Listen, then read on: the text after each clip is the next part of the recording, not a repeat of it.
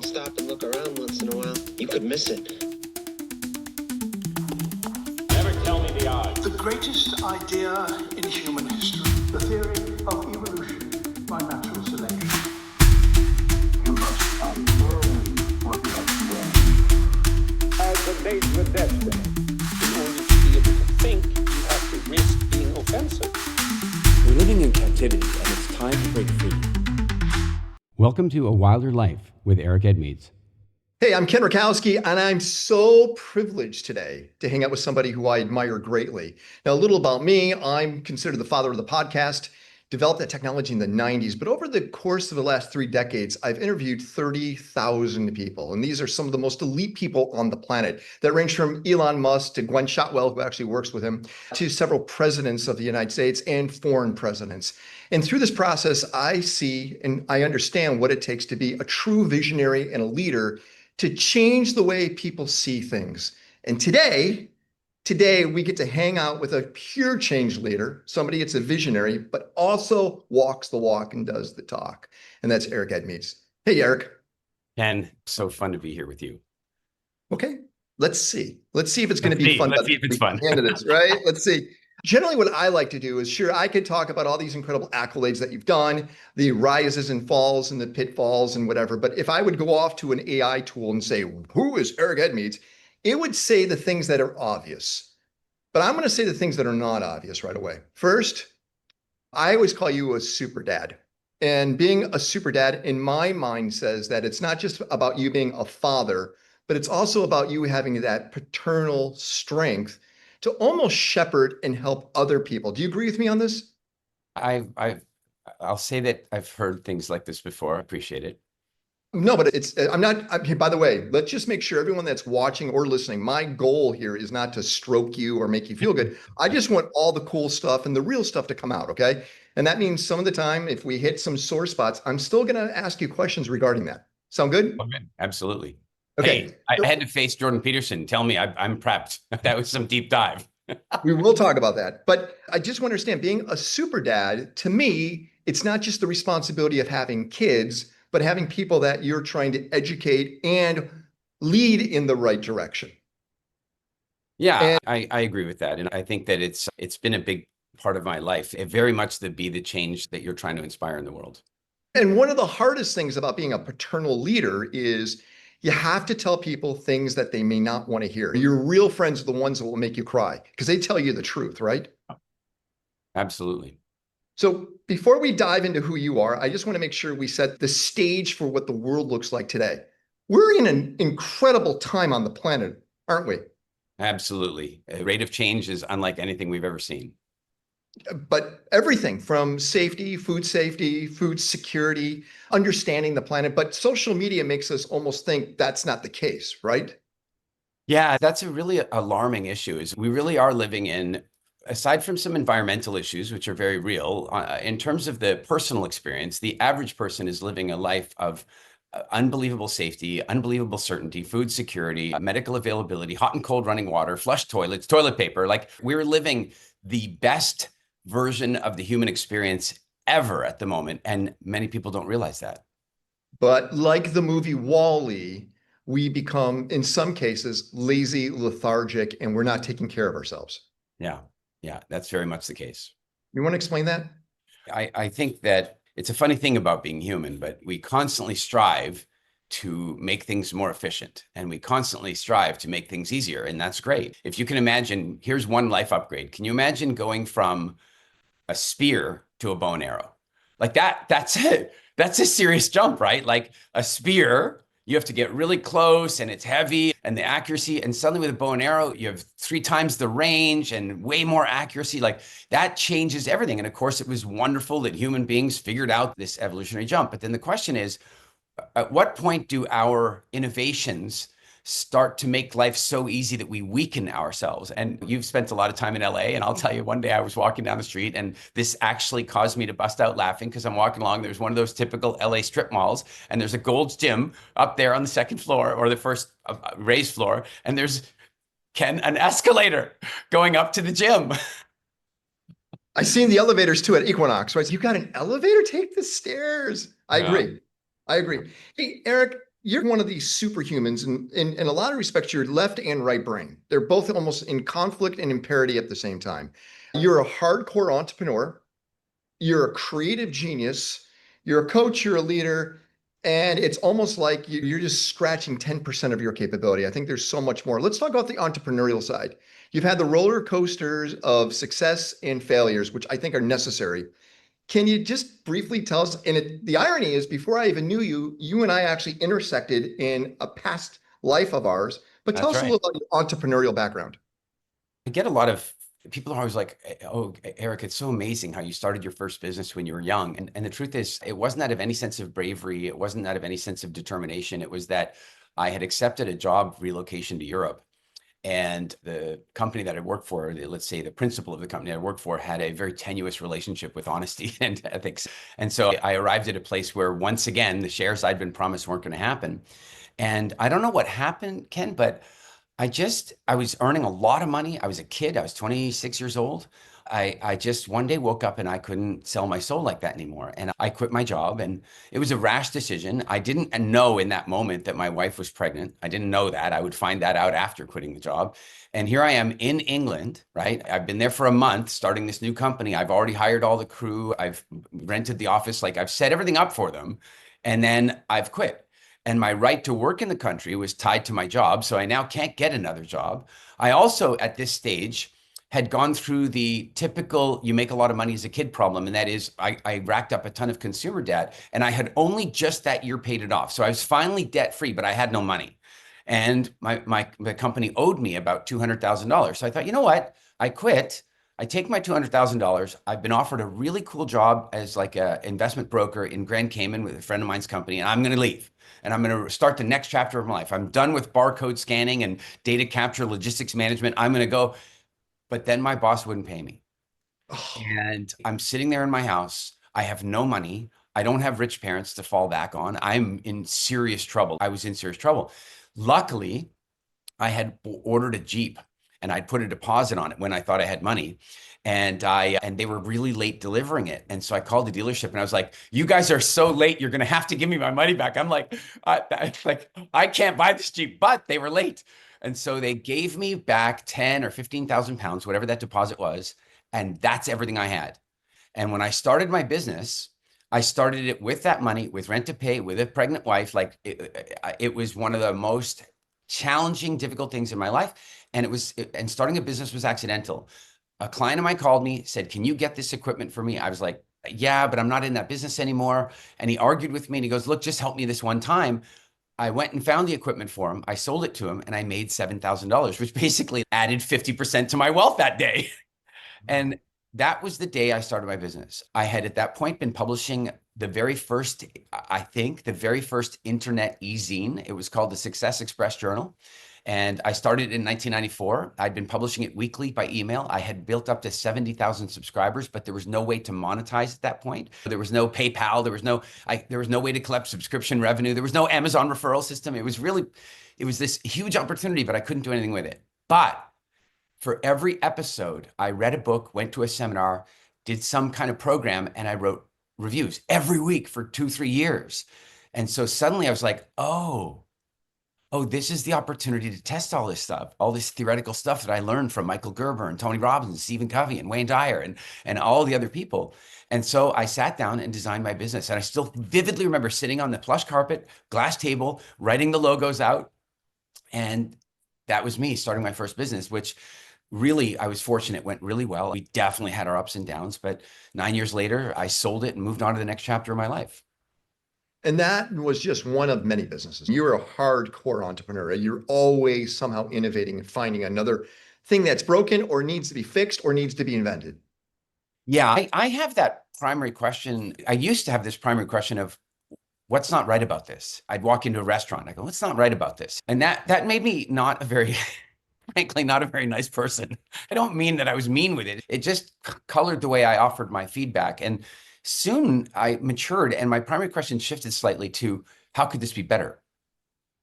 And that's a much better question. And so what happens is that when my business got to a place after about 5 years where I really didn't, 6 years maybe, I didn't really need to be at work every day, I got bored and I started asking what could be better. And I joined the Prince's Trust. in the United Kingdom where I was living and became a business mentor. And that was so fascinating. Like, it was so interesting because I'd have these like entrepreneurs that were much earlier stage than me, but I would get to do my favorite thing for them. And that was ask, how could things be better? How could this be even better? And that's really what started me on that path. And that's basically every business, direct business I've owned or bought or invested in, or that I've consulted for, that's been the guiding principle. That's so important. And it's going to lead us to where we're going to go. By the way, we're hanging out with Eric Edmeades. It's great to have him join us. He currently is in the Caribbean, but he does travel around the planet. He is what's called a globe trotter. He hits the globe and he understands cultures. And that's actually where I want to go. I need to understand how your life took a path to bring you to Central Africa. Explain this, because I think this is a very pivotal point. Sure, we could talk about you working with Hollywood, working with governments. We could do all that. I prefer to actually go to something that's really core and very essential to where we're going to head, and that is Africa. And the easy answer to that is that my going back to Central East Africa was just a homecoming because I was born in Africa. So let me start there. I was born in South Africa, and my parents, something I've always been really proud about with them. It's a funny thing about racism, as if there is a funny thing about racism, and it goes like this. My grandparents had a little dog, and that little dog was a total little racist. The minute anybody of darker skin showed up, it would growl, bark, and what have you. But the fact is, how can you be mad at the little guy? Is it the dog's fault? Is it the dog's fault? I don't think so. I think it learned that from its owners, which were my grandparents. They were white South Africans and they were racist. They weren't white supremacists. My grandfather always had a very clear hierarchy. Like, look, the Asians are smarter than we are. And then it's like he had his own model of it. But what got me about that is that if it wasn't the dog's fault, then was it their fault either? Because they were raised like that. Mm-hmm. And at what point in time is it a personal responsibility issue? And the thing I've always been proud about is both of my parents, also raised in that environment, rebelled against it. They rebelled against apartheid. They were completely opposed to it. We ended up leaving South Africa. I grew up largely in Canada, Eastern Canada. But what really led me back to Africa, to your question, is that my dad's grandfather, T.F. Dreyer, he had discovered the oldest Homo sapiens skull in history. An older one's been discovered more recently, but it was 259,000 years old. And I will never forget the day in the National Museum in Bloemfontein holding that skull. It was a cast, but holding the skull in my hand and looking at it. And there are 2 bite marks in it. And the bite marks are roughly leopard size. So the question is, were the bite marks the cause of death, or did they happen afterward? And what was the life of that person like? And that's a question that's been in my head since I was 12 years old. What was life like in sub-Saharan Africa for that person? And of course, later in my life, when I started becoming interested in diet and health and physical health and so on, those 2 interests married. My interest in health and my interest in anthropology and human history married in the early 90s. And that basically led to this bizarre situation. I used to run these leadership programs where other people do board breaking and fire walking and bar bending and tightrope walking and different types of metaphors to teach things. I wanted a metaphor that I thought more closely represented the reality of life. Fire walking's great. I've done it. It's amazing. But it's about like how to make a big decision, or it's about how to manage your state in a given moment. You can't live your life in firewalk mentality, right? But climbing a mountain, as Edmund Hillary said, it's not the mountain you conquer, it's yourself, right? And I had climbed Kilimanjaro with a group of friends. And as I designed this leadership program, I thought, what if I built climbing Kilimanjaro in as a central part of this experience? Wow. What if I did that? And so I did. And so I was leading these leadership programs. I did 7 expeditions up the mountain, taking groups of 20 to 50 people at a time. And that was another topic. I mean, that's fascinating to unpack, by the way. But one day I came down the mountain and my logistics partner said, listen, I Googled you while you're on the mountain, and I understand you're really interested in human history, evolution, anthropology. Would you like to meet some Bushmen? And I said, what? That's even possible? I'd seen the movie The Gods Must Be Crazy. I knew they existed, but I didn't. And the next thing, I end up having a meeting with the Hadza tribe for the first time in my life over 15 years ago. And that has been one of the most life-changing things I could ever explain or convey. I've been visiting them consistently for 15 years. I've done embedded stays of up to 2 weeks with them. We've taken film crews. I've taken friends of mine. I've taken thought leaders, other, say, health interested influencers to go and meet with them. It's just been a serious honor and privilege. And then, of course, last year, I don't know, have you ever heard of Johnny Clegg? I don't know who that is. Great musician in South Africa, and a meld of Zulu music and what have you. And at one point, when I was a kid, I read that he'd been made an honorary a member of the Zulu tribe. He was the white Zulu. And as a kid, I thought, what? That's the coolest. That would be the coolest. That would be the coolest. Last November, not this one, but the one before, I was in Africa and we were doing one of our longer stays. And I had taken my now fiance, I had taken Kirsty with me, and one of our daughters, and a bunch of clients and friends. And one night we got summoned back to the Hadza camp, and it was raining, which is really uncharacteristic. They don't get a lot of rain there. And there was a big fire and everything was different. Normally they're really playful and chilled, but they were somber and ceremonial. And then all of a sudden they called us around the fire, and then they asked me to stand up in front of the fire. And the chief went through this whole thing, which of course I had to have translated afterward. I've picked up a little bit of their language, but not enough to understand what was going on. And what he had done was inducted me as an honorary member of the Hadzabe tribe. And then he brought Kirsty up and he gave her this special necklace. Then he brought Simona up and he did the same with her. And I have goosebumps telling you the story. No medal, no award, nothing that I've ever been given in my life as recognition has had more meaning to me than that, I think. Can you explain to us what about this tribe that fascinates you? I'm a big fan of evolution by natural selection. And the process of species development I find really fascinating. And something I recognize initially looking at diet, but then basically looking at the entire human experience, is that we evolved. Our cravings, our instincts, our food processing capacities, our digestive capacities, our instincts, our emotional states, we evolved those for a very specific lifestyle, a lifestyle that we lived for 99% of our history. And then we removed ourselves from that lifestyle. And I think that's one of the reasons that we're dealing with so much stress, difficulty, mental, physical health problems at the moment. Now, I don't want to romanticize the Hadzabe people of living the original human lifestyle, but I do think it's fair to say, without overly romanticizing the idea, that they live the closest representation of the original ancestral human lifestyle. What does that mean? What does that mean, the closest? It basically means that the way that they live right now, nomadic, hunter-gatherers, they don't have homes, they have camps that they return to on seasonal basis. That lifestyle is the lifestyle that our DNA has lived most closely. Most of our development as a species, and long before our species even showed up, was living in that environment, first of all, roughly where they are, and equally that lifestyle. Listen, where they live is between two really fascinating things from, in my opinion, a human history perspective. One, not my opinion, just a fact, the Olduvai Gorge. We're talking about some of the most important paleoanthropological discoveries on Earth right there, a stone's throw from where they live. But then equally, they also live just shy of the Ngorongoro crater. And the Ngorongoro crater it's a crater that was left when a mountain almost the size of Kilimanjaro caved in on itself millions of years ago and left this perfect volcano that's something like 20 miles across. So when you're standing up on the crater rim, you're high enough to be doing altitude training, but you're also looking down into a window of Africa, elephants and forests and hippos and wildebeest and zebra. And it's like a little pocket of Africa. And I got to tell you, it's a place worthy of song and story. And I believe that it is the origin of the song and story of the Garden of Eden. It is the Garden of Eden. It is a walled garden, and there it is. And they live in the cradle of mankind. And so I think there are lessons to be learned from looking at the way they live and looking at the way we live and understanding the juxtaposition, understanding the gaps that creates. And I think that if we learn from those things, I'll tell you what, one of the best ways to describe this is one of my guides, he's just the best guy, Gasper, he's a phenomenal man. And when I came back for maybe about my third visit, some 10 years ago, he said to me, he goes, "Eric, why are you back again?" He says, most of the people that come and visit, they come down for one research study, they come down one time, we never see them again. Like, why are you coming back again and again? And I explained to him, I said, Gasper, I think this is the closest thing we have to the original human lifestyle. And I think that there are things to be learned from them, that if we can mimic some of this, that we will have greater contentedness and happiness and health in our lives. And I think that.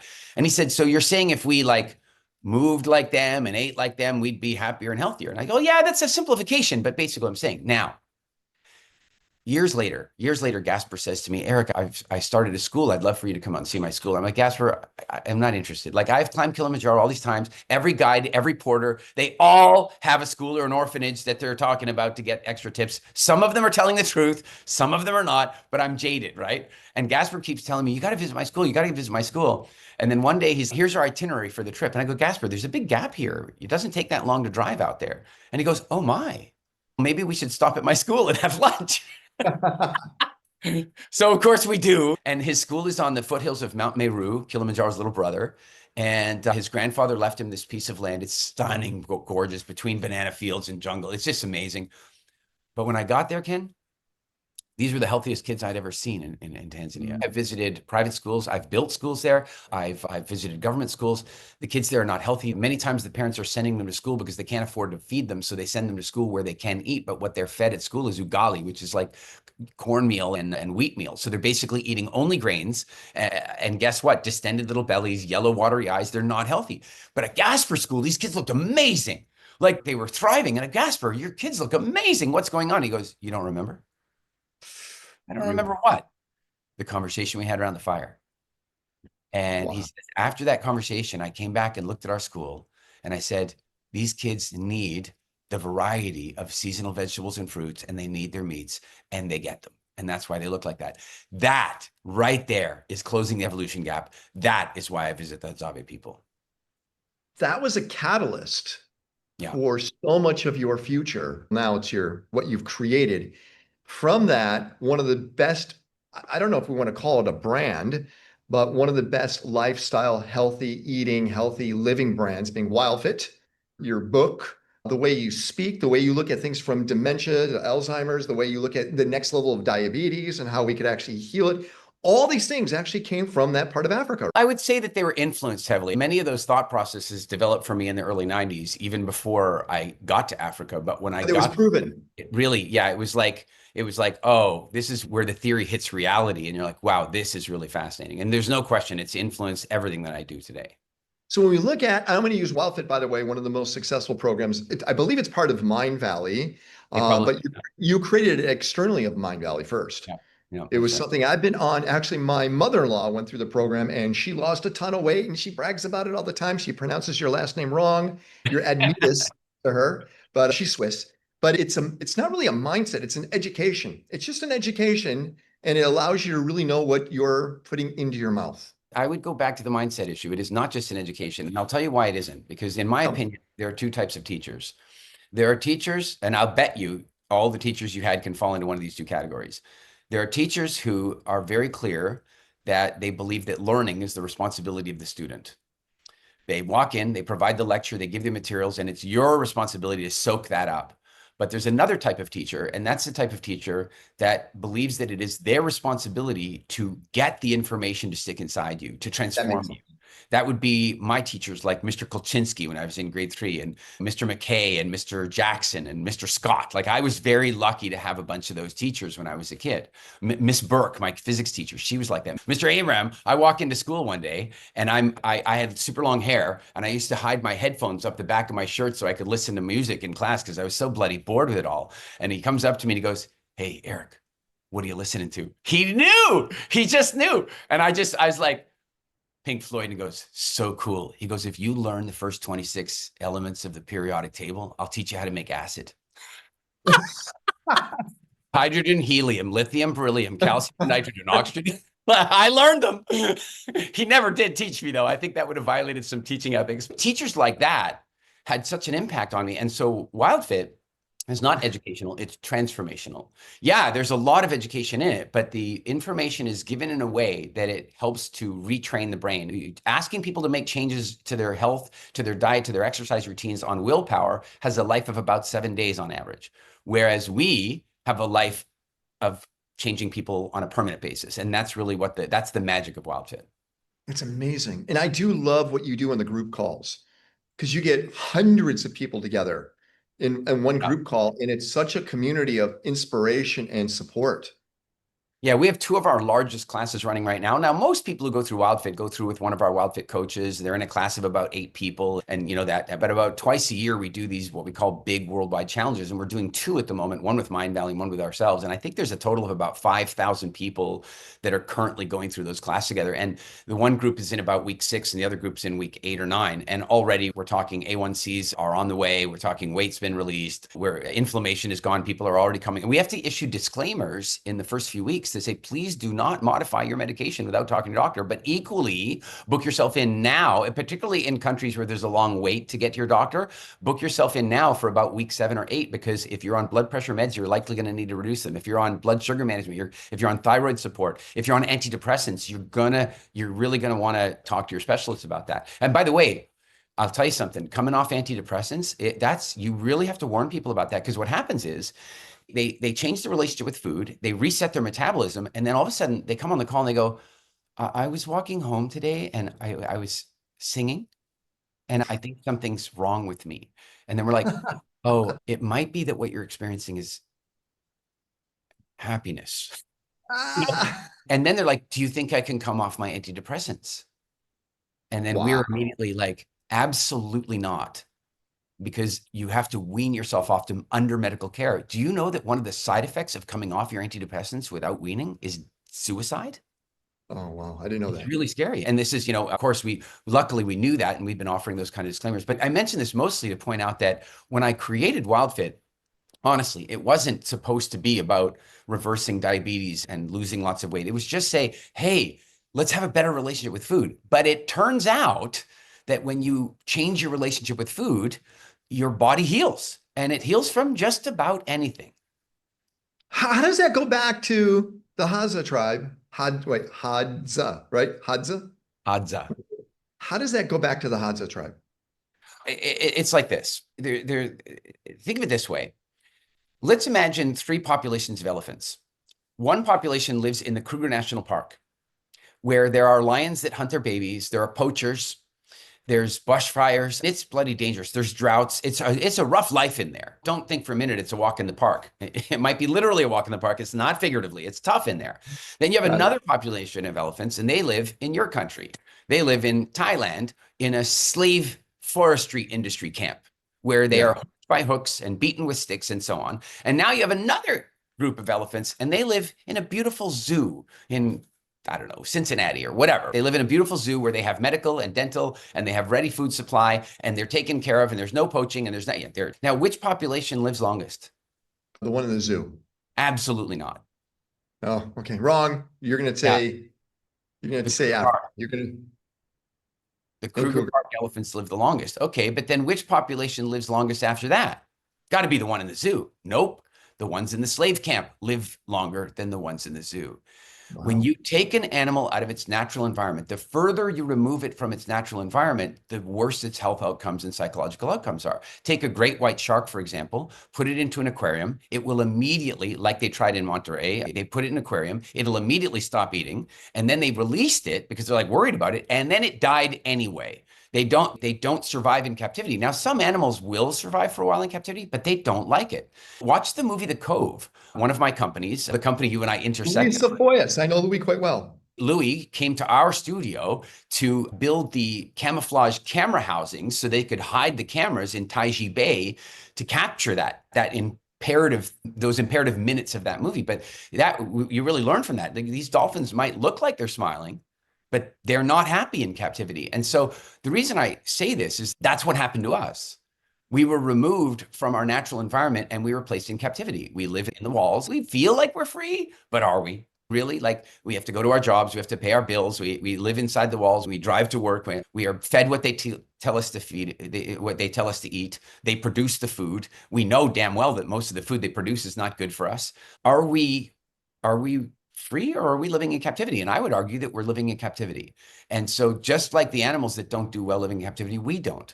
And some people are going to argue, yeah, but we live longer now than ever before. Do we really? Because I measure longevity in a different way. I measure health span rather than lifespan. Because lifespan, yeah, we can pretty much get somebody to live forever now. Yeah, we can stick you with tubes and give you the surgeries and give you the medicine and extend your life by 30 years, but you are in pain. You are suffering. Your family is suffering. Like, a machine might be biologically keeping you alive, and certainly the chemistry is torturing your body and you're alive. But are you alive? Are you living?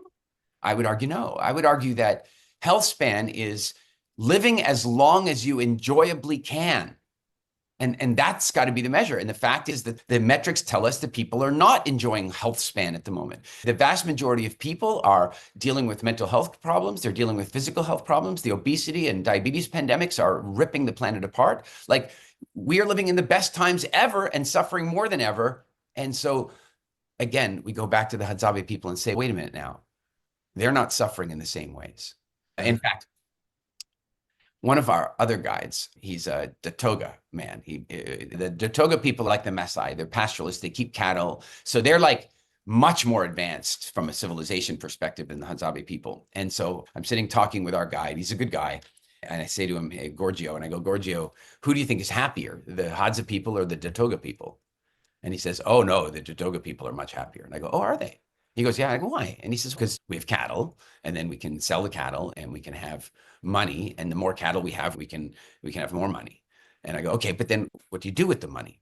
And he says, then we can buy more cattle and we can buy alcohol and stuff. And I said, and that makes you happy? And he goes, oh, not really. And I go, Gorgio, let me put the question differently. This is how I'm defining happiness. I'm defining happiness as an overall sense of contentedness, that you wake up in the morning feeling good. You go and do what you want to be doing that day that fills you with passion and inspiration. And everything you do that day that gave you serotonin and dopamine was good for you. Now, I couldn't quite word it that way to him, but he got the idea, right? He got the idea that it's about a feeling of general contentedness on a day-by-day basis. And I go, that's my definition of happiness. So based on that, who do you think is happy? And he goes, oh, in that case, it's the Hadza people for sure. And I would say, to underscore that, I have never seen a more happy, contented, family-oriented, connected population on the planet. So this progression from the Hadza to the Torga, what was the other tribe called? Datoga. Datoga, to another tribe, to another. It's almost like an evolutionary process that takes place, because they learn commerce, and then from commerce they learn different types of trade routes, and then they learn transportation. So there's always this evolutionary step that does take place, and it's almost necessary, right?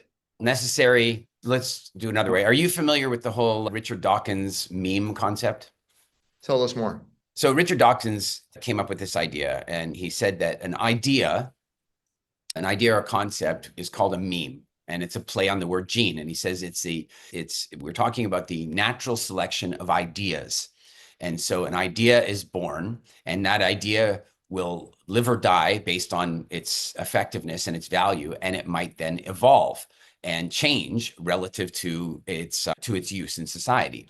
And funny enough, he took a bit of flack for this. A lot of his contemporaries called it mimology, pseudoscience and rubbish. The joke of it is, of course, is that it proved itself out. He came up with the idea, and the idea would be something like this. A meme would be, say, the bow and arrow, right? Like, it's something that somebody developed. And then the question is, does it propagate itself through the population? Does it breed? Does the idea go out and breed?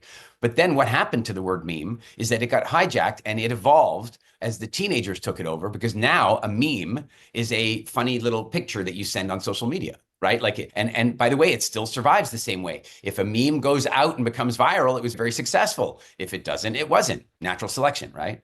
Now, This is why this is interesting and important, is that a meme is a metaphor of a gene, but for, say, an idea or an innovation. Now, normally human evolution works very slowly and responds to environmental condition. So as a great example of this, I can look at you and go, Ken, you're from Northern Europe, roughly. You may not be, but your DNA is from Northern Europe. I can tell hair color, eye color, skin tone, and so on. You could look at me and you could say, probably Southern Europe, middle to Southern Europe. I'm a little more olive skinned, a little darker hair, eyes, and so on. But then we could also then talk to Koot Blackson, and we could say Koot is probably from Central Africa somewhere based on how dark his skin is. And so what happened here was that as humans very slowly migrated north and south of the equator and moved further away from the sun, they evolved lighter and lighter skin in order to allow more sunlight in. Let's be really clear, sun does not cause cancer. This is such an important thing. Did you know, this is Keep on fast. going, keep on going Yeah. down that path. Keep on going before you go there. We'll talk about sun and water and air and all those things. No, there. but it's totally related, Ken. Trust me. The problem with sun is that it is excessive and also a lack of sun that can contribute to cancer, both directions. And that's why, as we moved away from the equator, we got lighter and lighter. So the people in the southern parts of Africa are very naturally light, and the people that moved to the northern hemisphere got even lighter because the northern hemisphere tilts away. Now, this is important. That's evolution, and it's really slow. It's really, people didn't walk to Norway. The population expanded to Norway. They didn't put on a backpack and go, let's go to Trump's, right? Like, it took tens of thousands of years, hundreds of thousands of years. And slowly but surely, light-skinned genes turned out to be preferential the further away from the equator you are. Now, here's an idea. We can fly. And that idea spreads. And so now we can fly from one part of the planet where we have the perfect skin to another part of the planet where we don't have the perfect skin. And that's the evolution gap. That's where our meme has diverged from our gene. The idea, the innovation has created this gap. So now what happens is I take you and I put you in Bangkok. Ken, you better be careful of the sun in Bangkok, right? You need to be careful. But equally, I could take somebody from Eritrea and put them in Norway, and they need to be careful too because they're not getting enough. They have so much melanin that they're blocking the sun. They're not producing enough vitamin D. They're going to have their own problem. That's the gap.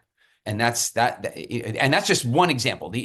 Every bit of pain and suffering, every health challenge, every mental health problem, pretty much every social problem I think we're dealing with today stems from that gap. Sounds like a great book title. The Evolution Gap. What do you think about that? I think it's a great title. I think we should look on Amazon immediately to see if we can find it. And as you sat there and wrote it, did you think of the end in mind of the book? Or was it a constant discovery as you're writing the book, as you journey down the path to talk about this? That's a great way to frame that question. I'll say it like this, that remember my primary question, how could things be better? I've had that primary question for decades. And so when I see somebody say suffering, carrying extra weight or dealing with diabetes or dealing with anxiety or whatever it is that's not right, I'm asking, how could this be better? And so that was at the core of my thinking all the time. Like, how could this be better? Whether I'm personally coaching somebody or whether I'm consulting in a company, that's what I'm asking. Now, as I started asking that question, I really began to recognize that it had to do with this, what we now might call evolutionary mismatch theory, like that we are not a match for our current lifestyles, or we're not a match for our current environments. And that's really difficult. And so that book, funny enough, I wrote it in a very short window of time because I'd been writing it in my head for 20 years. So I'd been thinking about it. I'd been fantasizing about it. I'd been visiting Africa. I'd been like, the book was percolating away in my head for all these years. My father, by the way, wrote the book Megafauna, which is probably, at least according to Paul Martin, is the single best treatise on human history that's ever been written. It's all about how humans migrated around the planet. So you can imagine the influence in my family and the conversations my father and I had. We were basically writing about the same things, but he was writing about them from an environmental perspective, and I was writing about them from the human condition perspective.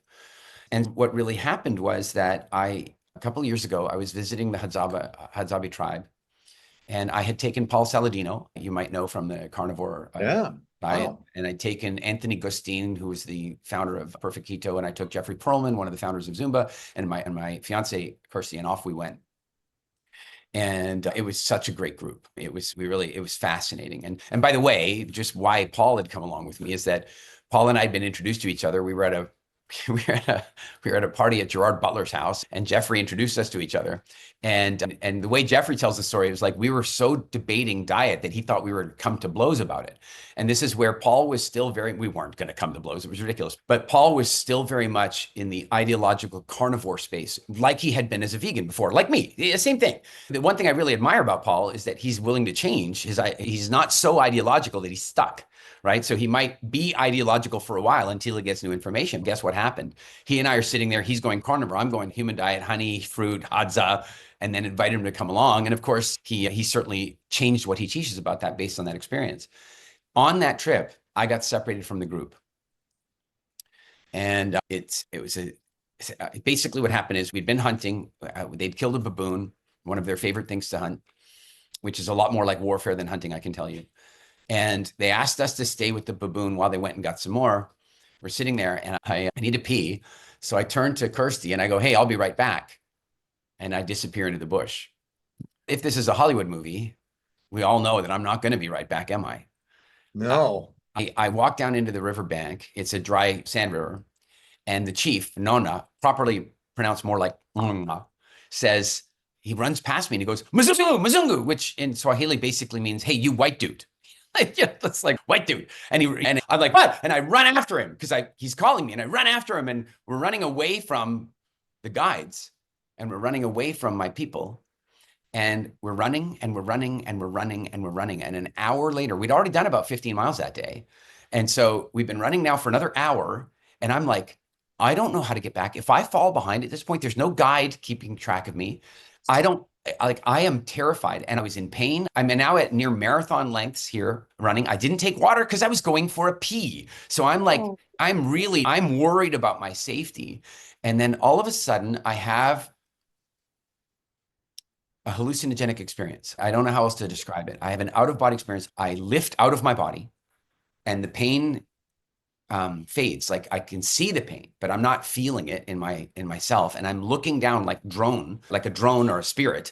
And I'm looking down and I see me running through the bush, following the Hadza. And I see them running and trying to catch up with the baboons and going around the hills. And I'm running and I'm seeing all this and I see it all. They are in bliss. Steve Jobs said, if you don't have the passion, you're not going to make it. And I can tell you right now that anybody who has the passion for their business that the Hadzabe have for their hunt is going to be successful. They were in all the way. His leadership was spot on. They were following him. Many of them didn't agree with the way we were going, but they followed. The leadership, the communication, the joy, the passion, it was all there. And I suddenly realized this. We evolved the same neurotransmitters that they did, the same emotional chemicals that they evolved, we evolved, but they evolved them for that experience. They evolved them for that environment. And then we are not in that environment. Every single thing that they do for dopamine, every single thing that they do for serotonin is a survival strategy. Every single thing that they do for pleasure is good for them. Everything. Tracking, picking berries off the tree, hunting, pulling back the bow, hitting the target. Every single thing that produces serotonin for them is good for them. And we spend 80 to 90% of our day getting serotonin for shit that's killing us. And I saw it. It was like, bam. We stopped. We were recalibrating. And then they circled back around and took us back to the main camp. Poor Kirsty and Jeffrey and those guys. What the hell happened to Eric? That's what I was wondering. It was so scary for them. And but then the funniest thing happened. Nona, he and I have been really good friends for years. We have a very close friendship. It was as close as you can get without a common language. And he looks at me and he smiles this mirthful, pranking, punking smile. And he points at one of the hunting dogs. They use hunting dogs. And one of them is white, very white. And his name is Mzungu. He wasn't calling me to run with him. He was yelling at the dog. And he totally knew it. When I started running behind, he totally got why I was running behind him. And he thought it was, never mind that I could have died. He thought it was unbelievably hilarious. But the net result was, I came home. We used to keep a place in Estonia. And I sat down at the kitchen table and I became non-communicative. It was difficult to convince me to eat. I certainly didn't want to socialize. I slept only because my body eventually commanded it, and I wrote.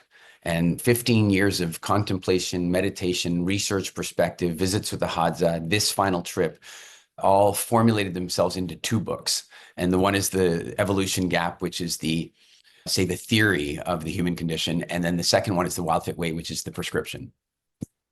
Okay. We hear the word wild, fit, evolution. You use this other term a few times, and that is communication. You know, you even just said we didn't even speak the same language. Yeah. But we communicated. I know I don't want to see it as a distraction, but part of your success is storytelling. It's about giving us the visuals on what it is, what it was, how you do it, what the outcome is going to be. Can you visualize it? And There's another business you have that I hope you don't mind, I want to touch upon real quick, and that is teaching people to learn to communicate properly from places like the stage or in a place of not being in authority, but being confident to tell your story. And I love that you've talked about all these nations you've been to, tons of nations. So how do you take this whole speaking side and utilizing your global perspective and bring it all together, almost create like a speaker nation? I would say that among the things that really can upgrade a person's quality of life are really solid spiritual practice, having a great relationship with your physical body, and being able to communicate effectively. The inability to communicate effectively is the most significant roadblock to personal happiness, fulfillment, passion attainment, attraction. It makes it difficult to find the right spouse. It makes it hard to be a good parent. It makes it hard to do everything. If you walk away from meetings and you think, oh, I wish I would have said that, you're living a fraction of the life you could be living. And I was doing that. I was living that fraction of the life. I was terrified of public speaking. And for me, public speaking was anything more than 3 people. And in fact, the third person was a problem. It was really difficult. And even then, one-on-one wasn't particularly easy for me either. If I got carried away, or if I had, before I gave up alcohol, if I had a couple of drinks, I could be pretty verbose and tell stories and what have you. But the reality is that my daily reality was terrified of public speaking. It was awful.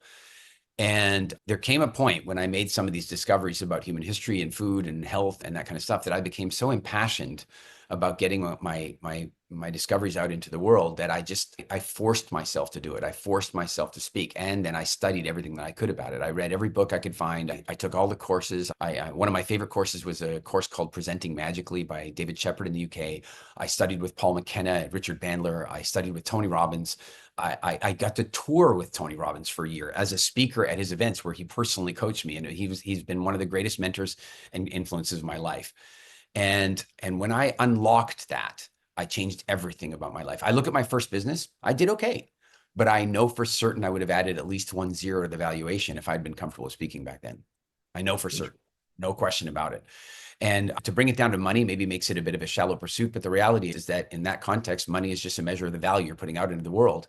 And when you are comfortable with speaking, you get to put more value in the world, you create more attraction. Ken, I'm blown away, but like last year, I was invited to speak in the House of Commons, in the House of Lords, in the UK on health matters, because it's a big issue at the moment all around the world. And you've done the same thing in UAE. I've seen you speak all over the world. How do you take what you've learned in WildFit and learning how to communicate ideas and change people's lives and turn that around and brought it to how to communicate differently? What have you done there? What's really fascinating is that it's a closed loop. What I mean by that is that the influence of human evolution and my time with the Hadza has influenced my thoughts about storytelling, but equally my ability to tell stories in a really effective way has made what I've learned transformative for people. So let me unpack that. Before Netflix, there was television. And before television, families would sit around the radio. They literally would sit around the radio. I don't need to tell you more about radio than anybody.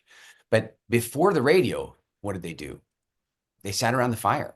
Yeah, and storytelling was the primary method of information exchange. And it was also the primary method of learning, because look, the very best way to learn something is to do it. That's to do it, that you'll learn it. But there are things you're not ready to do, and you have to learn them before you do them. For example, if you're a Hadza hunter, you can't wait till you're 12 to go hunting for the first time. Or more to the point, you are going to wait till you're 12 to go hunting for the first time, but you better be prepped for it beforehand. Why are you prepped for it? Because Nona is telling stories around the fire that are so vivid in detail that you are in a hologram, that you are experiencing it. And so that by the time you go on your first hunt, you are an experienced hunter. That is storytelling. And that's why it's so incredibly important. And so I really decided to go deeply into effective communication, conflict resolution, presentation, influence, like all of it, because at the end of the day, if you want to affect change, you need to know those things. And a huge amount of that influence came from actually not figuratively sitting around the fire, but literally sitting around Hadza fires and watching the way they tell stories and telling stories with them. One day, Nona's telling a story. I don't understand the words. I understand a few of them, but I don't understand the words. But the sound effects, the pig noises, and all that stuff, and the gestures, I knew the whole story. I knew exactly what happened. I didn't need the words. And that's one of the keys, by the way, to great communication is Your audience shouldn't even need the words to some degree. But then, But stage presence is important, but you teach this. yeah, it's been one of my great By the way, things. I just want to let everyone know, my daughter, who is killing it right now, who's in her young or early 20s, went through a Eric course in Estonia. And as a early 20-year-old, she is making more money than most would when they're in their 50s. I'm very impressed. And she attributes so much of that to you showing her how to communicate effectively. I really appreciate that. And I'll accept it, but I'll also say that I only ever provide inspiration, the content, the structure. It takes people to take action, and she really has. And I'm really proud of her. It's been a real honor to watch her blossom and grow and take those things and put them into practical measure. But let's just consider something about that. There is no greater accelerator of your value, of the income attraction, of the equity building that you can create in the world. There is nothing stronger than your ability to communicate. That's everything. Look at Steve Jobs. Steve Jobs, he was brilliant in a million ways, but we all know that a major part of his success was his ability to stand up at conferences and excite the culture. That ability, a matter of fact, Warren Buffett, he did this thing some years ago. He was doing a commencement speech somewhere at a university, and he said, look, any one of you, because you have a graduate degree, I would give you $100,000 right now. I would give it to you for 10% of your earnings because I know you're going to do well because you have a university degree. He goes, but if you take a public speaking course, I'll make it 150. And for all the degrees that he has, I don't know what they are, and the honorary degrees I'm sure he's been given, there's only one, as I understand it, there's only one certificate that hangs on his wall. None of the degrees, the certificate from his Dale Carnegie public speaking course. Wow, that says a lot. And the reason why I led you down this path was it's called Speaker Nation, I believe. Yeah. And Speaker Nation is this school. It could be a camp in some ways. It's a camp where you isolate and reinforce principles to be taught, used, and presented in a group of peers. Yeah, you're referring to the Speaking Academy, which is one. Yeah, I love that academy. That's one program inside Speaker Nation. Speaker Nation is a community of speakers and influencers and authors and thought leaders and so on. And they have practice clubs and all that kind of stuff. But the Speaking Academy bootcamp you're talking about is one of my proudest creations. It'll take somebody who's phobic of speaking and turn them into a world-class storyteller within 4 or 5 days. And it's one of the greatest gifts you can give anybody. You know what we just validated over the last, I don't know, hour plus? We're scratching the surface of you. And we're here to celebrate all of these terms that we brought up: WildFit, nations, community building, communication, entrepreneurship, conversations, and this whole premise of how do you communicate something to masses all over the world? How do you get them excited? And you are back to being that super dad, that paternal, I'm here to educate. I'm here to help you see a path. I'm helping you to go down that path. I'm going to give you all the tools and knowledge that I've learned, plus a lot more. And like you said, you sat down with Jordan Peterson, some other pretty impressive people, and they've challenged you. And they walked away going, I got to nail this Eric. This Eric guy, I got to know more. As a matter of fact, I want to go with him to Africa. This is what wilder life, isn't it? A wilder life is this whole, let's go down another path, another journey. Yeah, it is. You must be. You're a bit like me, a bit of a information geek and stuff. Have you ever done any kind of a dive into the reintroduction of wolves into Yellowstone? Absolutely. It's a very fascinating story. Why don't you talk about it? It really is. Some of those wolves, by the way, came from Nova Scotia. Funny little sidebar story to that. But the reason I mention it is the short version of it is that the reintroduction of wolves, of course, was heavily protested against. A lot of people didn't want to do it. And the reason it ended up happening is they found some wolves in the park that had walked from Canada, and they were tagged, so they knew where they came from. And they walked, and Yellowstone's nowhere near Canada, so that's quite a walk, right? And once there were wolves there, it justified the reintroduction of additional wolves. Now, there were a lot of concerns about this, that you were going to damage the coyote population, that you were going to damage the elk population. It was going to be really tough on everybody. But instead, what happened was the coyotes are doing better than they've ever done before. The elk population is thriving. The grizzly population has improved. The beaver population has gotten better. The fish population was improved. The bird population was improved. And the shape of the rivers changed because the wolves were reintroduced into the park. Now, this is something called a trophic cascade, or in layman's terms, it's called rewilding. You're rewilding that park. You're returning it to what it was supposed to be before. You're removing something, first removing wolves, but then you're putting it back and going, hey, what'll happen when we put this back? You're rewilding it. And so I would say that the whole concept of this podcast and the whole concept of my work and the evolution gap and so on is a process of personal rewilding. It's about triggering trophic cascade in your psychology and in your body. And it's amazing that there are tiny and very subtle things that you can do that can change everything. And I'm going to give you a craziest example. You walk into a room and you hear birds chirping, and it makes you feel calm. It does. Why? Because if you were walking, stay with me, and I hope we get to do this one day soon. You and I are walking through the bush in Africa. As long as the birds are chirping, there are no predators near. We're safe. Those birds go quiet, we know we're in danger. That's how encoded we are. Like, we are software and hardware, and a lot of the software code was written in the Paleolithic. It was written for a totally different time. So again, my father and I are walking down into a riverbank, and we see 14 lions. Now tell me, what chemical do you think we started producing at this point? A little epinephrine, like cortisol. We were like, it was a scary moment, right?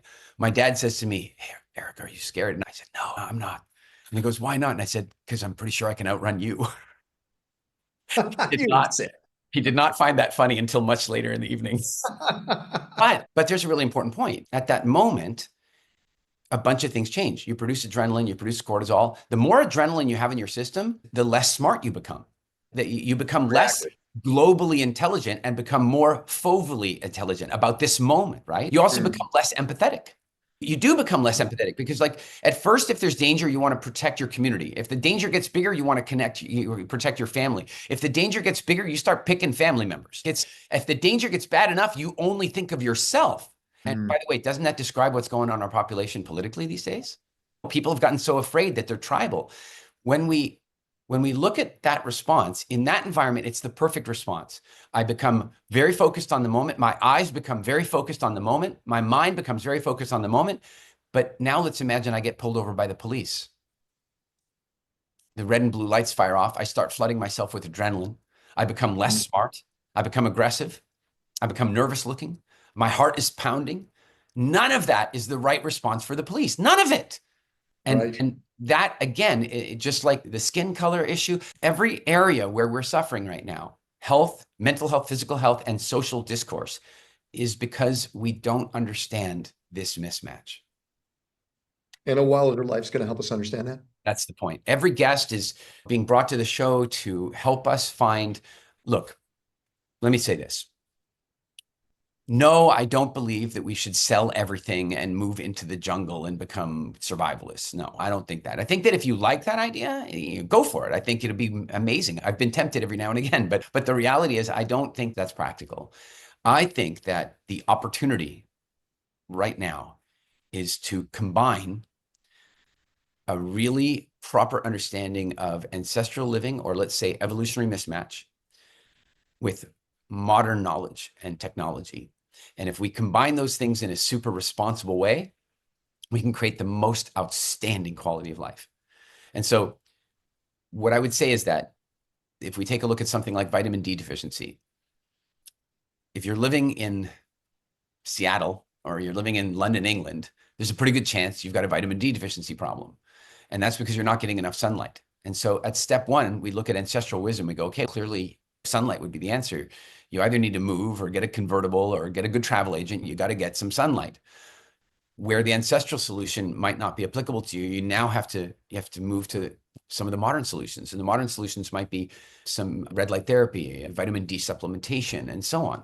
And what I'm concerned about at the moment right now is that people are rushing to the modern solutions. They're rushing to the peptide stem cells and red light therapies, and hey, got to get my blue light glasses, and they're rushing to all that stuff, which is fine. But the problem is they're not fixing the foundational problem first. And I don't believe that the modern solutions are as good as the natural solutions. They should be used in a supplemental way. And so this podcast is going to be about exploring the juxtaposition between ancestral knowledge and modern solutions. To me, it's common sense to what I hear you say. Yeah. It makes sense, especially in the way you do storytelling, the way you allow us to go down that path, and we hear the logic that you present to us, it makes sense, from seasonal eating to exactly what you just described. So let's do this. A Wilder Life as a podcast, what kind of guests should we experience on your podcast? Because I could listen just to you, Eric. I don't even think you need guests, but who are your aspirational guests you want? Ken, you've been really helpful for me about this. I've done tons of podcast interviews over the years and I enjoy it. I really like it. It's an opportunity to share and learn. And I've spent a lot of years in books and research and so on. So there's a lot of knowledge in there and I like to get it out. And when I thought about doing a podcast, I was concerned about that because very often I might be asking a question for which I feel I might already have the answer. And that's an arrogant notion, right? It's to be a podcast host, you have to bring a measure of humility to it. And it's something I've really admired about you. You're deeply inquisitive. And when I've seen you doing interviews, particularly at Metal, I think you're outstanding. And I will say this, that I appreciate what you're saying about, yeah, I could just be talking and I could do that, but I do that already. What I wanted to do is show people the investigative process. I wanted to show them where I get my information from. I wanted them to understand that I am a constant student of this. And so we've already done, I think we already have about eight episodes in the can, and they've been, I'll give you an example. One of them is a world champion bow hunter. And it was really fascinating to talk about his take on nutrition, his take on modern living. We had another guest that came on, and her entire focus is men's sexual health. And I got to tell you, you got to keep the blush down on the cheeks when she starts talking about erectile dysfunction and all the different things. She wanted to hear, I had recently done blood tests. She wanted to have a look at my testosterone numbers and see how I was doing. She assured me I'm doing okay, apparently. But it was a really fascinating episode that people are going to get to see. And our guests, the ones we've had so far and the ones that we'll get, will sometimes be people. I have many great friends. They're really great thought leaders, and I'll bring them in and we'll talk about stuff. You're in my mutual friend. John Gray's been one of the most influential father figures in my life. They Mars Venus and all that stuff. And I imagine I'll get him on the show and I'll have some of that. But what I'm really trying to do also is look for the diamonds in the rough, the ones that can bring us the distinctions about physical health, about longevity sciences, about marriage, about parenting, about social discourse. I want to bring people on to talk about what do we do about racism? What do we do about this? Because it's an evolutionary mismatch problem. It really is. And so we are going to have a very wide and eclectic array of topics on here. And every single one of them is going to be focused on identifying the evolutionary mismatch that's causing the problem, and then identifying the ancient and modern solutions to those problems to improve quality of life at an individual level and at a social level. Evolutionary mismatch. I love that right there. All right, our paternal, very super dadish, here to educate and always take us down that right path.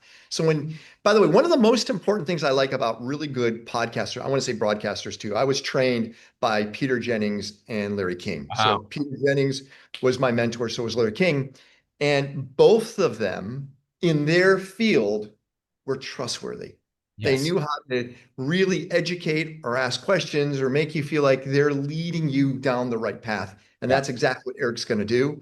So a wilder life. Can't say that 10 times fast, by the way. It's a little tricky. Spotify, YouTube, it's a video and audio. You can listen, you can watch, but you get to go down this journey with Eric. Website is? awilderlife.show. Great. Eric, I really appreciate you spending time with us. Eric Edmeades, thank you so much, buddy. I appreciate it. You're welcome. I want to say thank you so much for helping us launch like this. I thought it would be an interesting way for people to be introduced to the podcast. And I want to leave everybody with this message. Welcome to A Wilder Life. I am Eric Edmeades, and thank you so much, Ken. I am going to go over the next many episodes into a deep dive on how to make things better for you. What I love about Eric, by the way, is he's got the curiosity of a child and he devours everything around him. Eric and I are sitting in this we're sitting in this Lebanese restaurant in Lebanon, in Beirut. Yeah. And Eric is having lamb shank. He's having these lamb chops. That's what it is. And he starts to analyze everything in the room of what's going on, from the olives to the way people are smiling to just the way the environment is.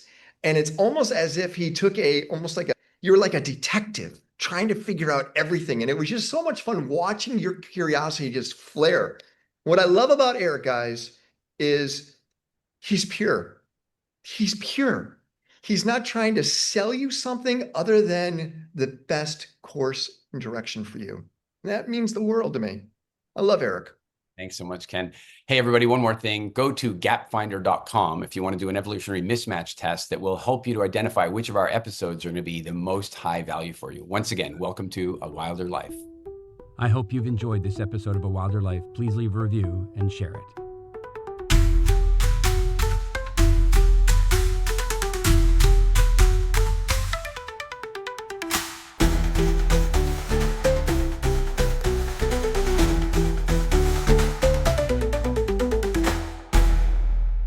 A Wilder Life with Eric Edmeades.